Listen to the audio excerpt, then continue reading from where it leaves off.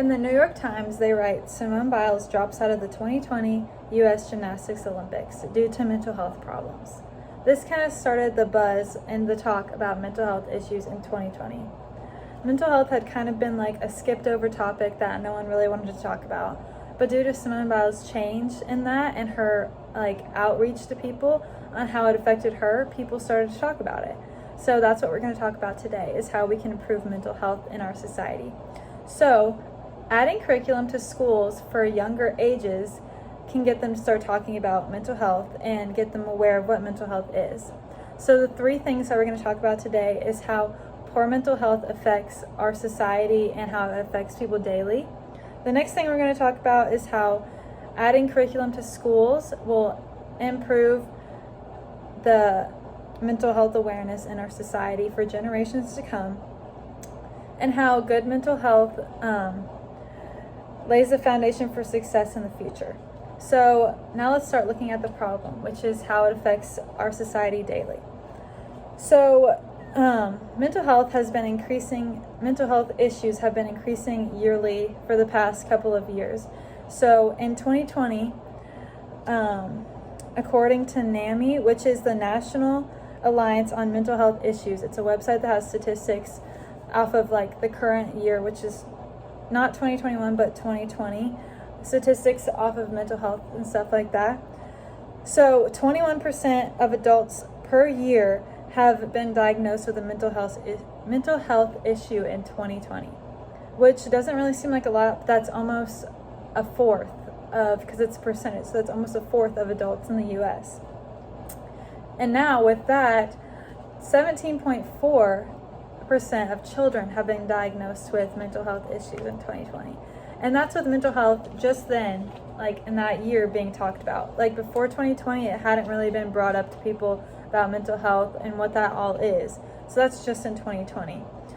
And with those statistics, mental health affects us daily. So that can cause you, the Mayo Clinic has many symptoms that can go with mental health. And some of them are headaches, exhaustion, not motivated to do anything, bad thoughts, stuff like that. So that really can affect you daily on your day-to-day life.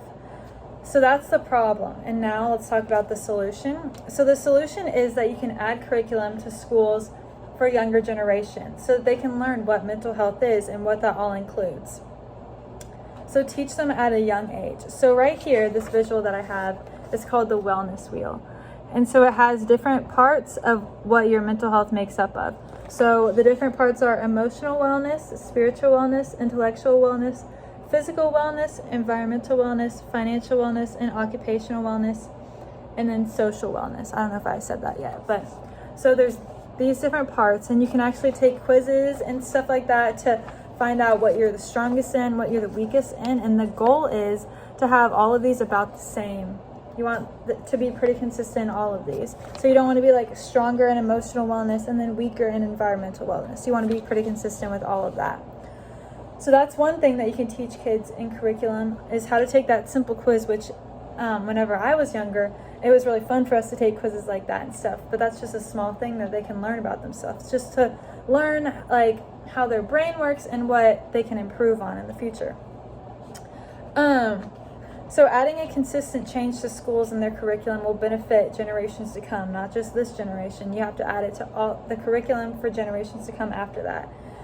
And then this will also normalize for kids that talking about mental health is okay. And it's something that they want to pursue, and they should be comfortable talking to someone they trust about it. And that's something that our society really lacks right now, is talking about mental health. We need to normalize it for them and for generations after them.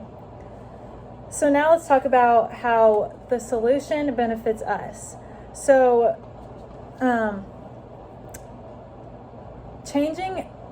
talking about mental health for the generation to come will then cause changes for the generations after that. I know that's kind of confusing, but good mental health lays a good foundation for the future. So knowing yourself and how to improve others helps you benefit yourself and others. If I know how to talk about mental health and I can see someone struggling, I know the signs of poor mental health, I can talk to someone. Even if they're not comfortable, I can bring it up to them and get them thinking about, oh, maybe I do need to look at this, or maybe I do need to do some research about this. Like, it just takes like even a couple people that know what mental health is and the signs of it to make a difference in someone's life. So once you know how you can help others and how you can help yourself, you can start to enjoy life to the fullest. You can get treatment for what you have, or even like helping someone who has poor mental health. If you don't have anything, it can make you feel good and know that you changed someone's life. So that can help you enjoy your life to the fullest. And it'll give you a new outlook on your body, your mind, and how important that is for your body to be like kind of synced in those ways. Because we've been taught from the beginning that physical health is important, but now we need to know that mental health is also important. So now let's summarize what we've concluded from these last couple minutes of talking.